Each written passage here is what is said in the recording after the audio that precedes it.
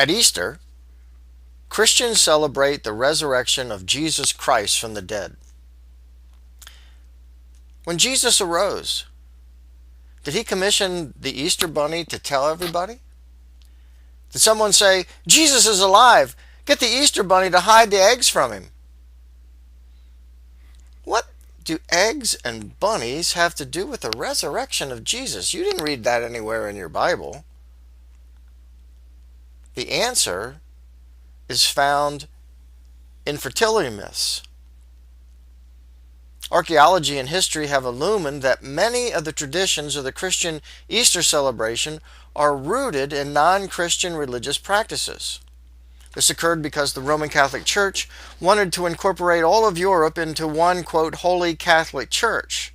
And Catholicism adopted the Roman Empire's strategy of assimilation known as syncretism, which means that you take things that the pagans are doing in the culture, you give them Christian meaning so that you can get people celebrating their traditions along with Christian traditions and therefore making everybody part of the Catholic Church.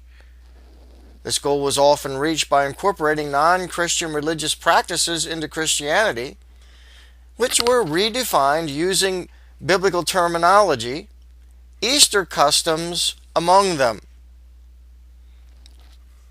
The word fertility is being used in a broad sense here. Fertility refers to the cycles of nature, that is the seasons, rituals dealing with planting crops, harvesting, rituals about controlling the weather or pleasing the gods to ensure survival, as well as human fertility. That is getting pregnant and giving birth. You would think fertility has to do primarily with that, but that was just a small part of it. Most often, though, the focus is on continuation of the seasons themselves. And one of the things that ancient people worried about was when winter hit, if it continued that way, they knew they could not survive. And so they began to contact the spirits, begin to contact demons, using fertility rituals to try to appease them so that they would guarantee that spring would come and that planting could occur and people would then have food to eat throughout the year.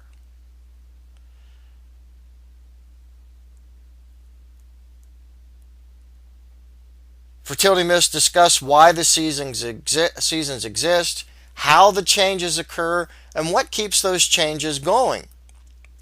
Now, these rituals often involved human sacrifice and gross immorality to appease the pagan gods, who are in reality demons. And we'll find out that this was common practice among the ancient peoples listed in the Bible, as well as the Jewish people. As they got contact with these people, they began to incorporate the fertility rites into their worship, and we will see that later today.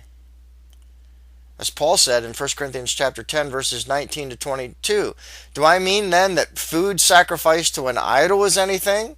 Or that an idol is anything? No, but the sacrifices of pagans are offered to demons, not to God, and I do not want you to participate with demons. You can't drink the cup of the Lord and the cup of demons too. You can't have a part in both the Lord's table and the table of demons. Are we trying to arouse the Lord's jealousy? Are we stronger than He? God is quite clear. We are not to be associating ourselves with demon worship. And that brings us to our seminar today. What are we going to learn? Well, we're going to find out that Easter is actually named for a pagan goddess.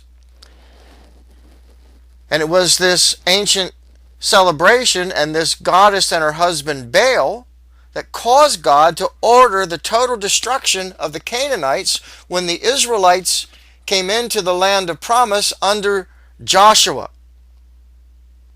We're also going to look at what church steeples have to do with Baal worship. And why do we paint eggs at Easter? Why do we eat ham on Easter? Well, these were also all part of pagan demon worship. We will also find many of the traditions associated with Christmas and birthdays have pagan demon worship as well. So buckle up your seats. We're in for a bumpy ride.